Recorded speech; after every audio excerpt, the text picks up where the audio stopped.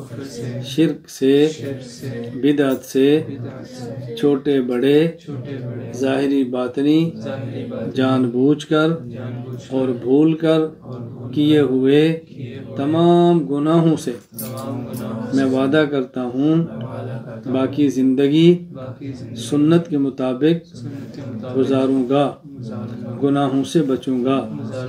اگر مجھ سے گناہ ہوا فوراً توبہ کروں گا۔ اے اللہ میری توبہ اور بیعت کو قبول فرما۔ الحمدللہ رب العالمین والصلاة والسلام علی رسولہ وعلی آلہ وصحابہ اجمعین۔ اللہم انی ظلمت نفسی ظلما کثیرا وکبیرا ولا یغفر الذنوب الا انت فاغفر لی مغفرۃ من عندک وارحمنی انک انت الغفور الرحیم، انک انت الغفور الرحیم، انک انت الغفور الرحیم۔ اللہم لا الہ الا انت رب العرش الکریم، اللہم لا الہ الا انت الحلیم الکریم، سبحان اللہ رب العرش العظیم، الحمد للہ رب العالمین۔ نسألک موجبات رحمتک وعزائم مغفرتک والغنیمت من کل بر والسلامت من کل اسم، لا تدع لنا ذنبا الا غفرتہ ولا ہما الا فرجتہ ولا دینا الا قضیتہ ولا مریضا الا شفیتہ ولا حاجة من حوائج الدنیا والآخرہ وهي لك رضا الا قضیتها یا ارحم الراحمین۔ اے اللہ ہم سب گناہوں کو معاف فرما دے، اے اللہ ہماری خطاؤں سے درگزر فرما دے، اے اللہ ہماری حاجات کو پورا فرما دے، اے اللہ بیماریوں سے صحت عطا فرما دے، مقروضوں کے قرض ادا فرما دے۔ اے اللہ جو بندہ کسی مشکل کے اندر ہو اپنی کرم سے اس کی مشکل کو ختم فرما دے، ہم میں سے ہر ایک کی ضرورت کو پورا فرما دے۔ اے اللہ والدین کو اولاد کی خوشیاں دیکھنے نصیب فرما دے، اے اللہ کریم اولاد کو نیک بنا دے، اے اللہ والدین کی آنکھوں کی ٹھنڈک بنا دے، اے اللہ کریم اپنا فضل و کرم عطا فرما دے، اے اللہ دنیا بھر میں جو مظلوم ہیں ان سب کی مدد فرما دے، اے اللہ حرمین کی حفاظت فرما دے، اے اللہ القدس کو آزاد فرما دے، اے اللہ القدر کے لیے جو میدان میں سب کی تو مدد و نصرت فرما دے، اے اللہ کریم، اے اللہ ہمیں اور ہماری نسلوں کو اپنے دین کی مقبول خدمت کی توفیق عطا فرما دے، اللہ اپنی آخرت کی ہمیں تیاری کرنے کی توفیق عطا فرما دے، اے اللہ اپنے فضل سے اپنے کرم سے لیلۃ القدر کی رات ہمیں عطا فرما دے، اس میں سارے فضائل ہمیں عطا فرما دے، اس کی ساری خیریں ہمیں عطا فرما دے، ہمارے شر سے امت کو محفوظ فرما لے۔